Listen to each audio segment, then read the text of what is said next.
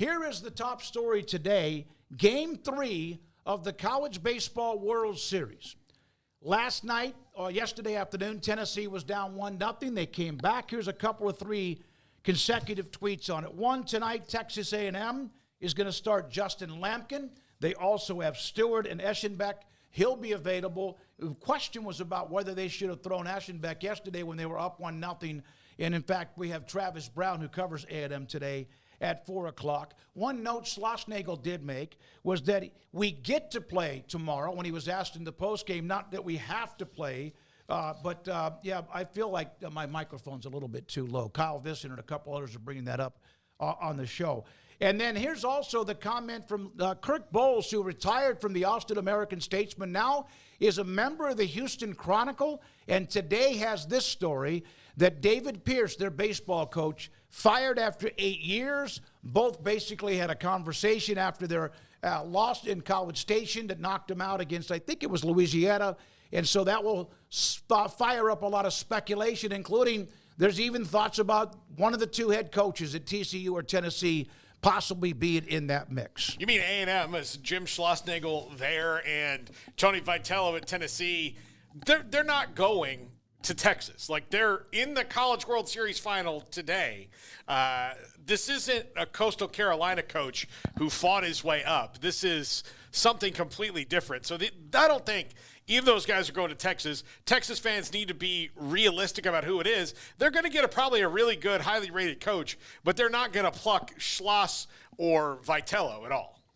I mean, it's a great night for sports. Let's put that out there. And I think Game 3 of the College World Series is one of the reasons as to why I'm glad we got a Game 3. I'm excited about the matchup tonight, and certainly Texas A&M fans had to feel like they were close to hoisting that trophy yesterday. But to Tennessee's credit, they were able to extend this bad boy, and should be one hell of a game later on this evening. But, yeah, A&M so close to, couple innings away from maybe being able to hang that banner here, and maybe they get it done tonight. But, yeah, the pressure's now on for both sides, but I think that's a good way to approach it is you get to play, you don't have to play. So, we'll see. I don't have enough information in my brain to, know really who the favorite is tonight going in. I won't pretend to have been following them all along. I'm just going to sit back as a casual fan of college baseball and having watched a lot of this postseason and just to enjoy this final game. And hopefully it lives up to,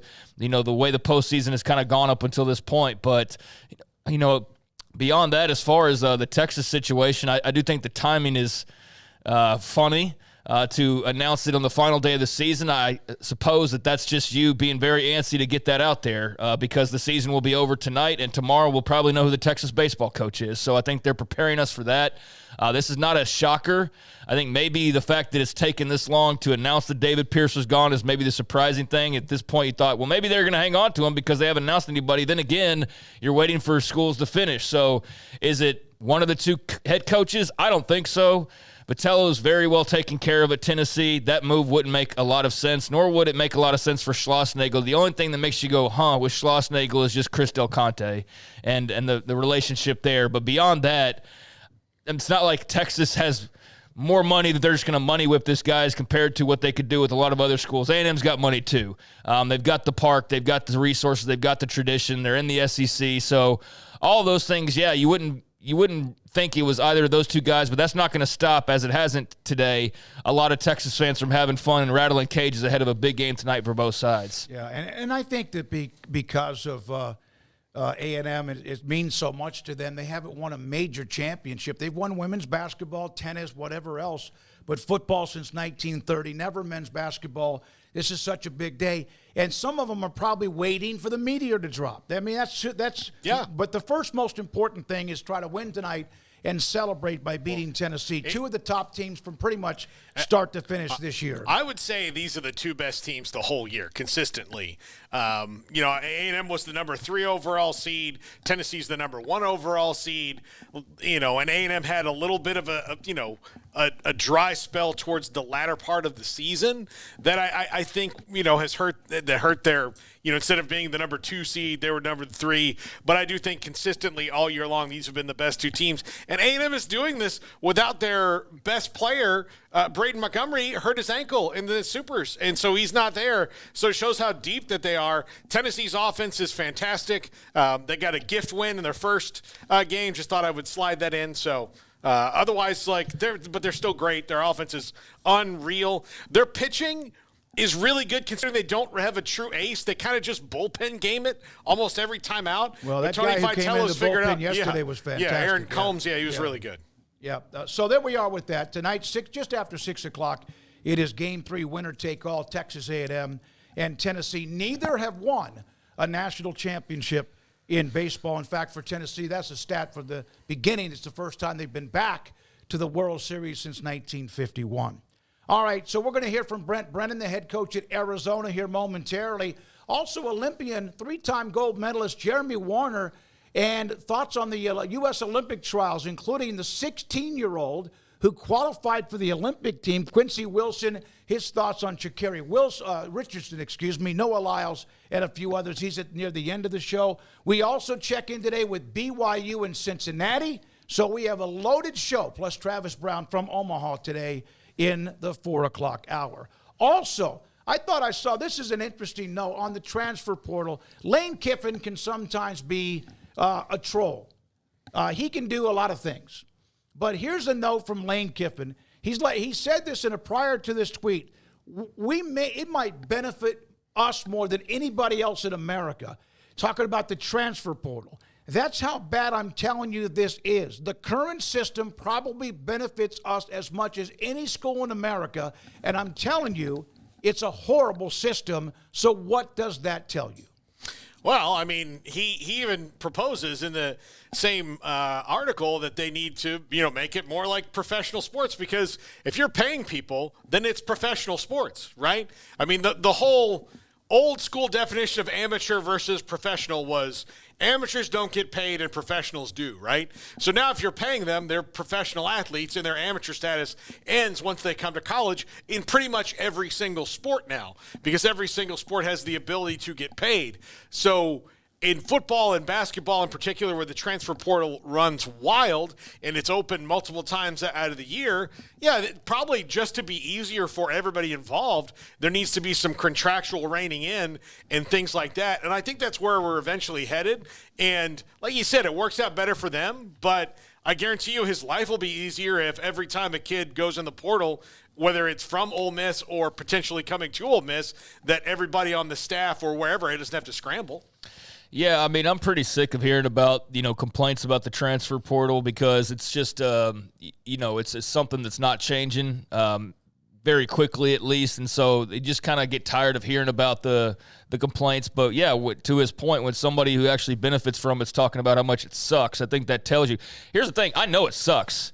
I think the system sucks. I think it's great for players. And so from their standpoint, hey, I'm sure you love it, and I can understand why, and I totally get that. But as an observer, as a fan of the sport, I think the system sucks.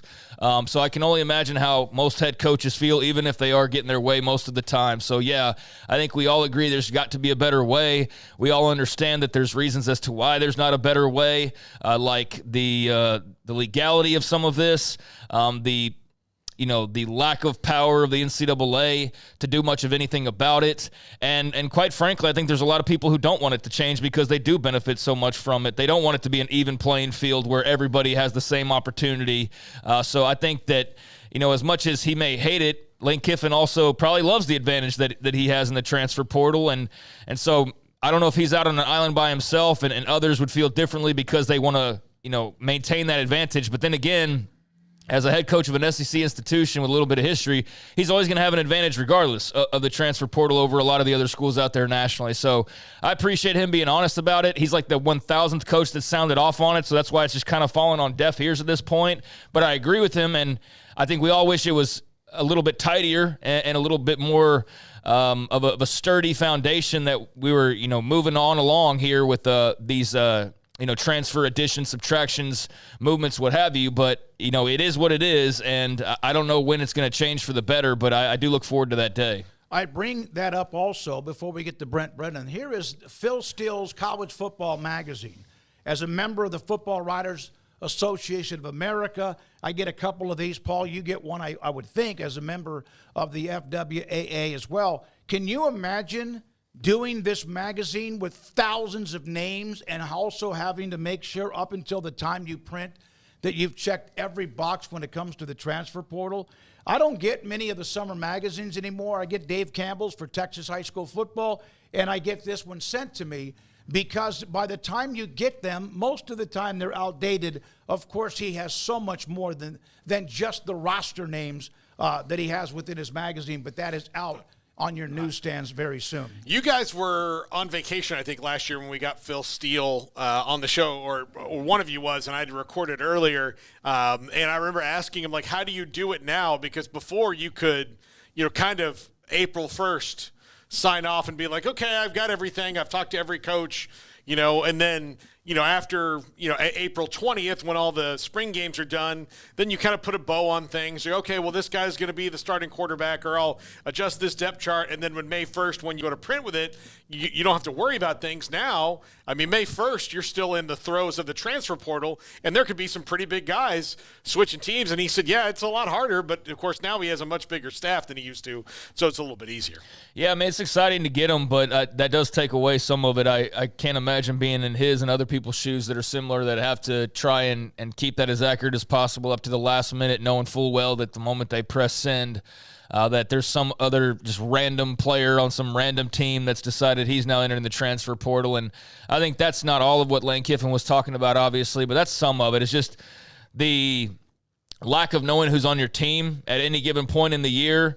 And I know there's windows and things like that, but yeah, that's just part of college football nowadays, is you don't know how accurate things are from 1 minute to the next because there's just so much movement. So yeah, I'd imagine that's pretty frustrating for somebody publishing magazines and trying to be as accurate as possible. Well, that came in the mail. In fact, I guess it was Saturday, and I put it up on the set because I saw the Lane Kiffin comment about the transfer portal, and it could have been anybody else, could have been one of us on the transfer portal. Now, the note that we covered a lot on Friday with Joseph Duarte about Chris Pesman out as AD at the University of Houston. He released a classy statement over the weekend. In fact, it was yesterday, talking about a true honor, privilege to serve his alma mater during a transformational period in college athletics, unprecedented growth, incredible commitment to comprehensive excellence. He goes on to thank everybody as far as what they did to make this possible, to continue our momentum. Here's somebody who was fired.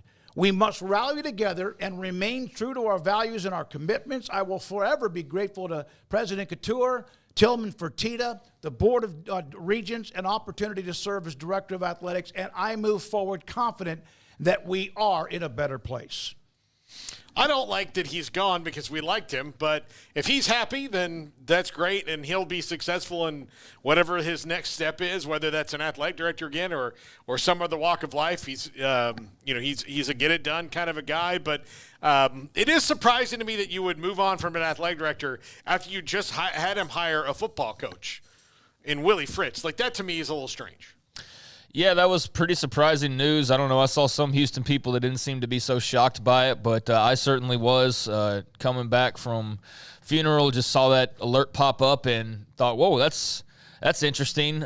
Saw Willie Fritz also had some kind words about Pesman being on his way out, given that's the guy that obviously, as we're talking about, just hired him.